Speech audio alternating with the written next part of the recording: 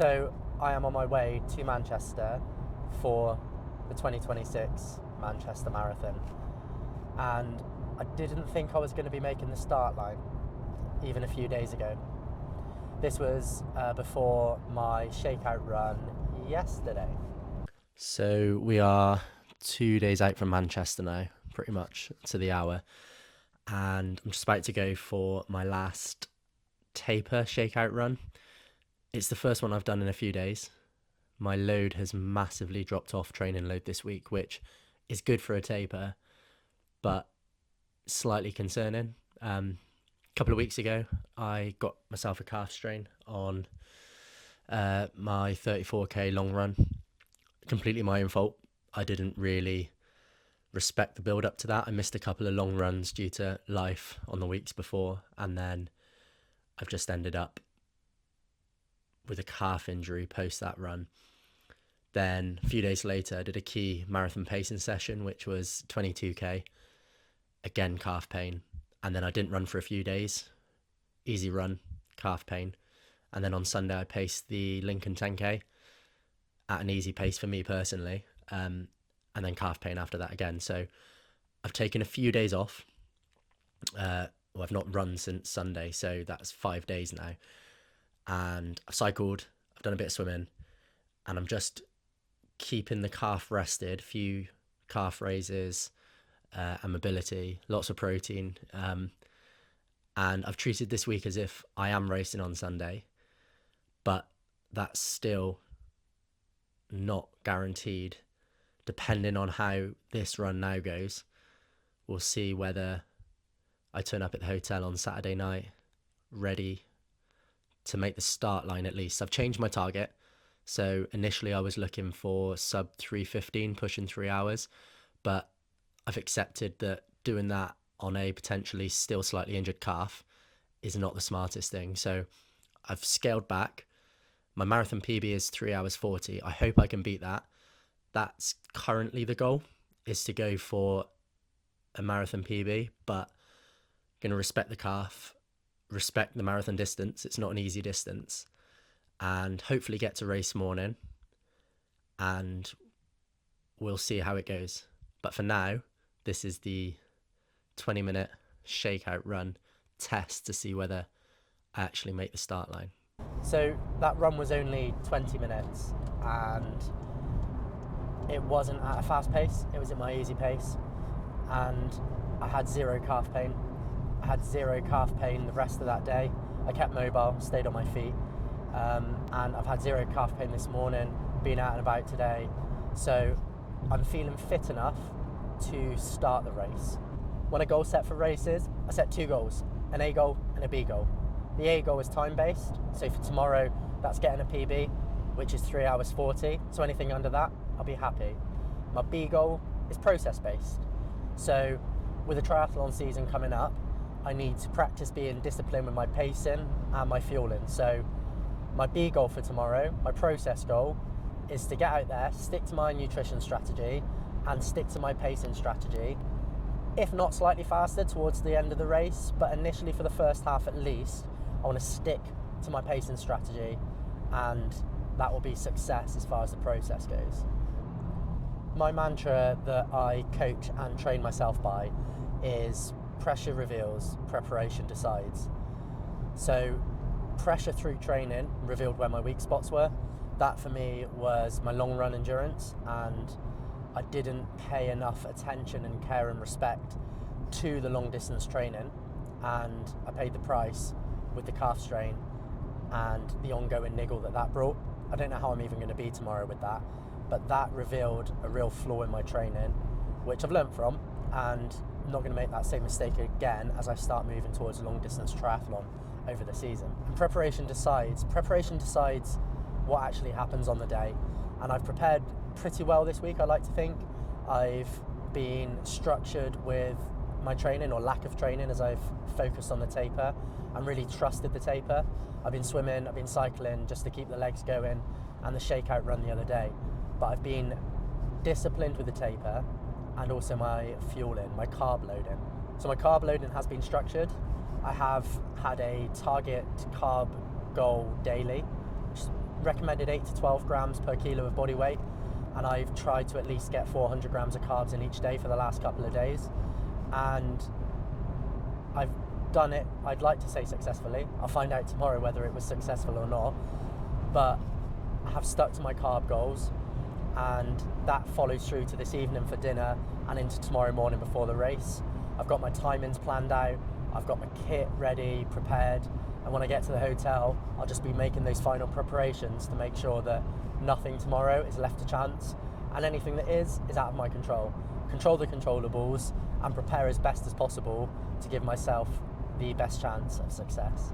So I'm back in my room now, settled for the night after going for a little leg stretch. Got some dinner and stuff's all laid out, kit's ready, bags packed, and I'm ready to run.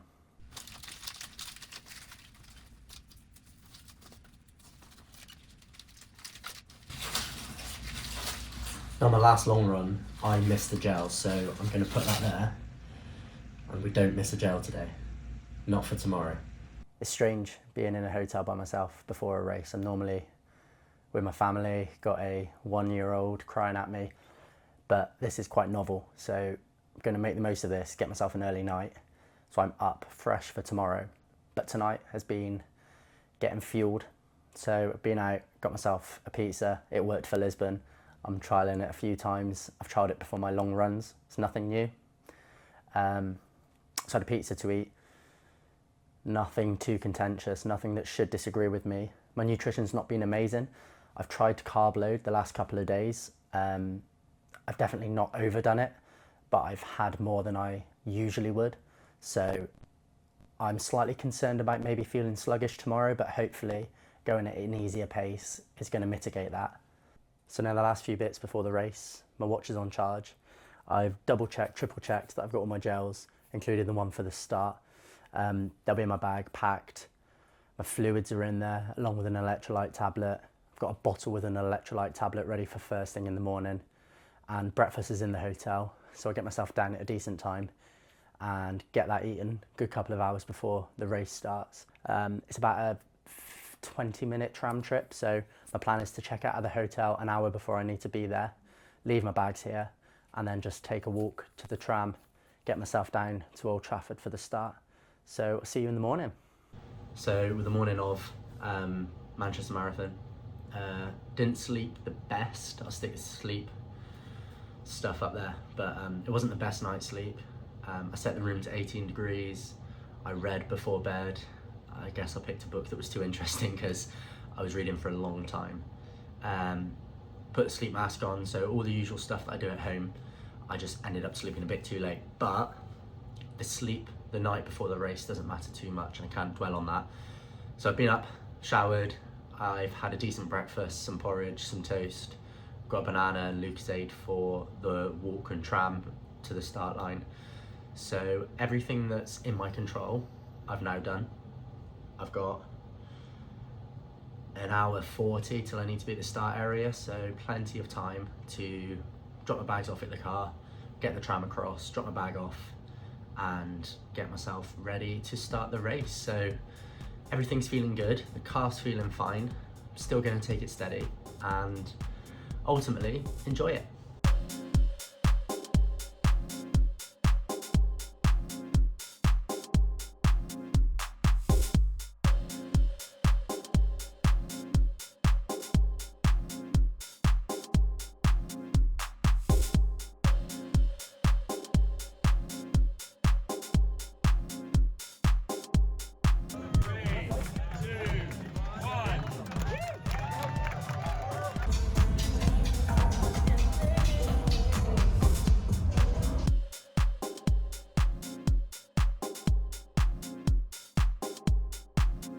So now that the dust has settled on Manchester, I've had a chance to process what happened, what went well, and what I could have done better.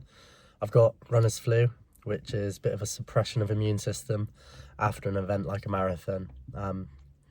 So a few days off of exercising, which after running 26.2 miles isn't necessarily a bad thing. So the event started well. I did notice my heart rate quite high off the start, even though I was at the pace that I wanted to be at. I think that's probably from the adrenaline. So I just stuck at the pace, trusted that that will settle, and it did. So I got settled into a rhythm. I settled in at sort of 4:45, 4:50 per kilometre off the start. Tried not to get caught up in the pack. So I was pleased with my pacing, particularly from the start. I didn't get distracted by the event, the occasion. Streets of Manchester were fantastic. The support was amazing. I'd say it probably rivals London for support and spectators on the route. So that was great. And it was hard to not get caught up in that and to start speeding up. But I settled, stayed controlled with the pace. The calf held up pretty well as well, up until about the halfway point when I started to get some niggles. So I held off a little bit, slowed down, and tried to let the calf settle. So I think I did listen to my body during the race, which I was quite pleased with. I reacted, I adapted. I wasn't fixed in what pace I have to be at. I allowed myself to adjust based on the conditions, based on how I was feeling. It was quite a warm race, so considering the weather we've had here in England over the winter and the spring up to now, it was actually quite pleasant. So that affected things a little bit. Slightly higher heart rate, slightly more fluids I would have had to take on than I did in my training runs. So that all affected things, but I felt good. The legs felt good. I felt in control of the pace, and I felt like I probably could have pushed on a little bit earlier than I did. So the last few kilometres I then started upping the pace a little bit, pushing 4:30, 4:15, and then my last kilometre, I think it was, I really pushed on to just 4:05, 4:10 per kilometre pace, and that really gave me the push for a sprint finish, which felt amazing off the back of the previous 41 kilometres and the thought that I may not have even started before the weekend. If I'm being completely honest, I probably could have pushed myself a little bit harder. I didn't have pain for the couple of days after, which normally, I say normally, I've run 3 marathon distances before, and every single one I've been in quite a bit of pain afterwards. The last one, York, not so much, but I trained pretty well for that, like I have for Manchester. But I do feel it in the legs a few days after. But after this one, I had a few days of not too much pain. So I think I probably could have pushed harder. But considering the calf strain, the reduced taper, I'm glad I didn't risk it, because I've got a duathlon 2-3 weeks after Manchester, and I want to be in a position where I can race that. And then I'm building up to long distance triathlon this year. So that in itself needs plenty of rest. So I don't want to risk making an injury worse at this stage of the season when I've got the whole year to come, and I've got a few pinch points this year. So hopefully the lessons I've learned from Manchester, with building properly, not pushing too soon on the long runs, and making sure that I've conditioned my body to be able to tolerate the increased load before I do it, but then also reacting to an injury, managing my load, reducing training, being sensible and making sensible decisions, including on race day and adapting to race day. Hopefully I can take those forward and actually apply them in the rest of the season. So that concludes my Manchester Marathon experience. It was better than York Marathon. Personally, I think there was more support along the route. The weather was nice, which also makes a difference.